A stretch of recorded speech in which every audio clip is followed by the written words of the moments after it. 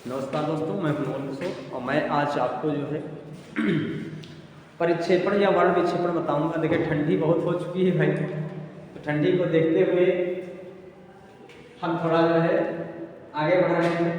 मौसम तो ठंड हुए है ही है, तो क्या है वर्ण विक्षेपण या परिक्षेपण। वर्ण इस रंगों का होता है, वर्ण माने रंग का, और विक्षेपण में क्या होता है बिखर जाना। विक्षेपण का मतलब क्या होता है, विक्षेपण माने बिखर जाना, बिखर जाना, बिखर जाना। और इसका वर्ण माने शब्दों का या अक्षरों का, किसका अक्षरों का, या हिसाब से कह लीजिए तो शब्दों का भी कह सकते हैं, कोई दिक्कत नहीं है। पर इस चारों ओर, पर इस क्या होता है, पर का मतलब चारों ओर, चारों ओर। और क्षेपण का मतलब क्या होता है बिखरना।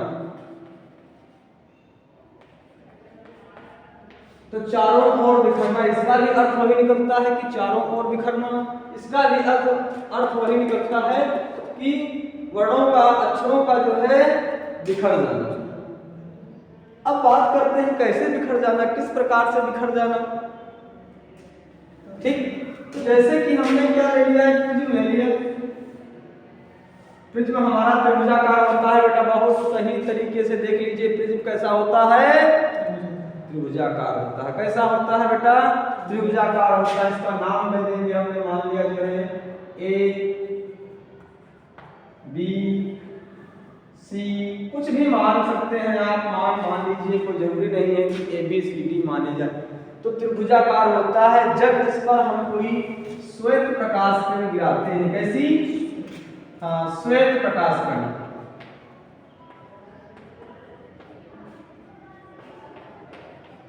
कैसी किरण गिरी है हमारी बेटा, श्वेत प्रकाश किरण गिरती है। जैसे ही कोई श्वेत प्रकाश किरण गिरती है तो गिरने के बाद क्या होती है, ये अपने 7 अवयवी रंगों में बिखर जाती है। कितने अवयवी रंगों में बिखर जाती है, 7 अवयवी रंगों में बिखर जाती है। इस घटना को ही क्या कहते हैं,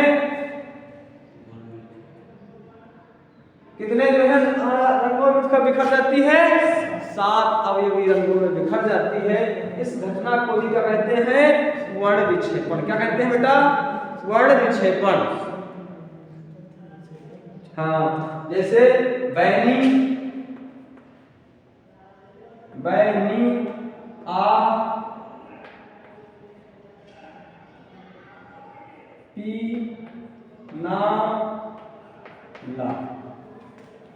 ठीक, बैनी आ पीनाला, या अंग्रेजी में कह सकते हैं विबग्योर। क्या कहते हैं, विबग्योर। क्या कहेंगे बेटा, विबग्योर कहेंगे। कौन सा शब्द मिलता है, B I B G O R, G O Y R, VIBGYOR. क्या होता है, विबग्योर होता है, वाई ओ आर होता है, वाई ओ आर। तो इस तरीके से हम क्या कह सकते हैं, विबग्योर किसे कह सकते हैं। ऐसे बैगनी, बैगनी, नीला, आसमानी, हरा, पीला, नारंगी, लाल।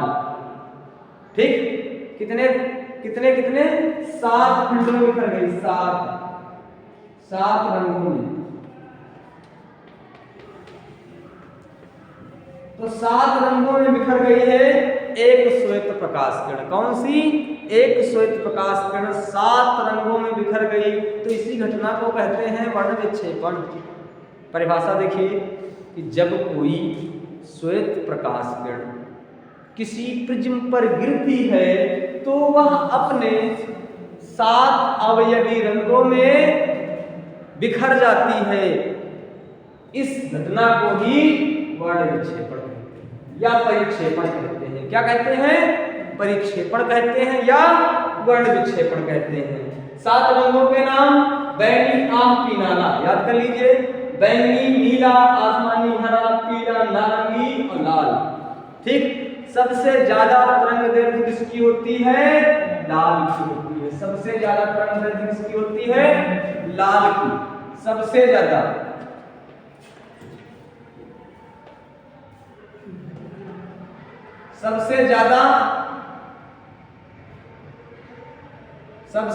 किसकी होती है?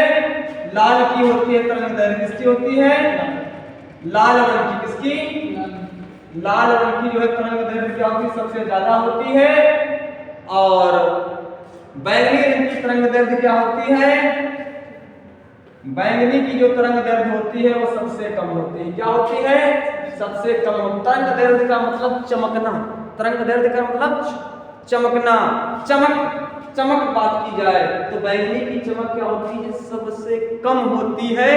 और लाल रंग की तरंग दैर्ध्य सबसे ज्यादा होती है। इसीलिए बेटा क्या होता है कि लाल रंग की तरंग दैर्ध्य सबसे ज्यादा है और इसका प्रकीर्णन भी सबसे कम है। प्रकीर्णन मींस बिखराव। प्रकीर्णन मींस बिखराव। इसका बिखराव भी सबसे कम है।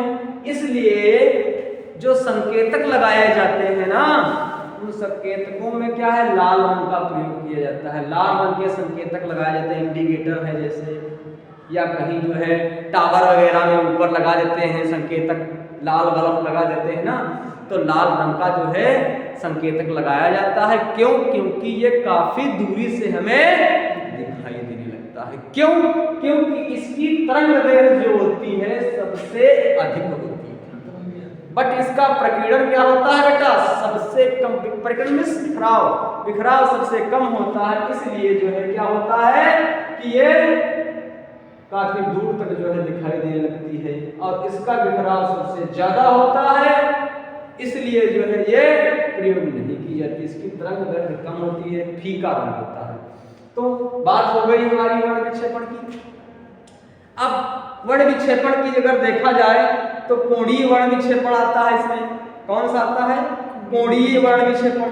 तो कोणीय वर्ण विक्षेपण क्या होता है? देखिए, जब हमारी प्रकाश किरण गिरती है तो दो रंगों के बीच जो कोण बनता है, दो रंगों के बीच, बैंगनी जैसे और नीला, इनके दोनों के बीच, या इनको कह लीजिए दोनों के बीच, या इनके दोनों के बीच, या फिर हरा और पीले के बीच, या फिर नारंगी और पीले के बीच, लाल और नारंगी के बीच, माने इन दोनों के, दो रंगों के बीच का जो कोण होता है उस कोण को क्या कहते हैं? कोणीय वर्ण विक्षेपण। क्या कहते हैं? कोणीय वर्ण विक्षेपण। तो किसकी परिभाषा होगा बेटा?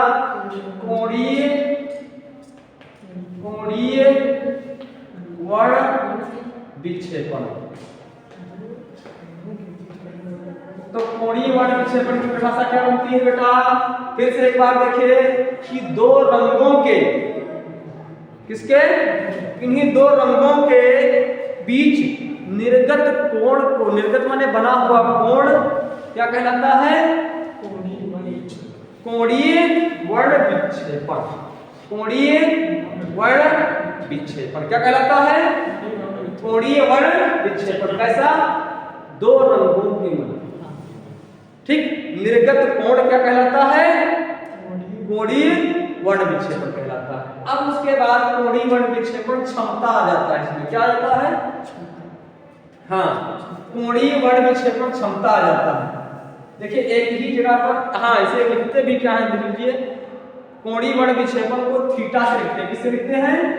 थीटा से लिखा जाता है। कोणीय वर्ण विक्षेपण किससे लिखते हैं बेटा? थीटा से लिखते हैं। और थीटा बराबर, जैसे कि हमने मान लिया डेल। डेल क्या है? छोटा कोण, लंब कोण है। डेल क्या होता है? छोटा कोण। Del B minus del R. Del B minus del R. तो किसका हो गया जा करके? ये बैंगनी और लाल के बीच बात की गई। किसके किसके? बैंगनी और लाल के बीच। ठीक, किसके किसके? बैंगनी और लाल के बीच जो है, लाल रंग के बीच। तो कोणीय वर्ण विक्षेपण बराबर क्या होता है? थीटा। थीटा बराबर क्या होगा? DB minus D R. क्या हो जाएगा?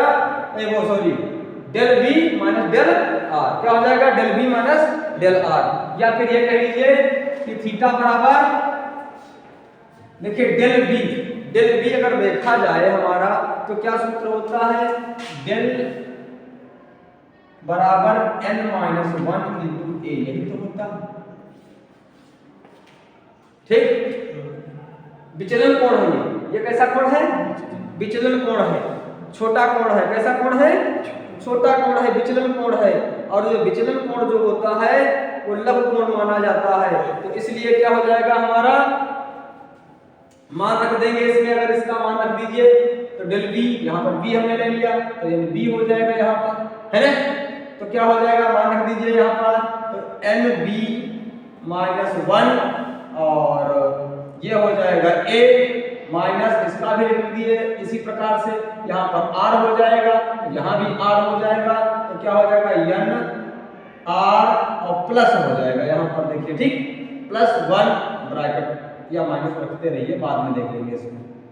ये ए हो जाएगा, अगर ए और ए कॉमन मिल जाएगा तो थीटा बराबर क्या हो जाएगा, ए हमने कॉमन ले लिया तो एन बी -1 और माइनस एन आर और प्लस का ये 1 हो जाएगा। इस तरीके से जब 1 और 1 कैंसिल हो जाएंगे तो क्या हो जाएगा, थीटा बराबर तुम्हारा क्या हो जाएगा, N B minus N R और ये हो गया ए। तो इस तरीके से देखिए वही same b minus r, b minus r, यन का है अपवर्तनांक, यन क्या है अपवर्तनांक है। तो इस तरीके से जो है हमारा कोणीय वर्ण विक्षेपण का जो है किससे लिखा जाता है, थीटा से। और थीटा बराबर क्या होता है, किन्हीं दो रंगों के मध्य बना हुआ कोण। ये निर्गत कोण क्या कहलाता है, कोणीय वर्ण विक्षेपण कहलाता है। ठीक, तो एक कोणीय वर्ण विक्षेपण का सूत्र हो गया। उसके बाद अगर हम अपवर्तांक में लेना चाहें तो इतना पता होता है हमको, डेल बराबर होता है। उसके बाद जो है हमने मान रख दिया, इसमें मान रखने के बाद क्या कर देते हैं, कॉमन ले लेते हैं ए और 1 और 1 कैंसिल कर देते हैं, तो ये आ जाता है। इस तरीके से ये हमारा मान प्राप्त हो जाता है। अब आगे बढ़ते हैं इसमें कि कोणीय वर्ण विक्षेपण क्षमता की, इसकी क्षमता की बात करते हैं। तो इसको हम मिटा रहे हैं, बेटा मिटा दिया जा रहा है ना।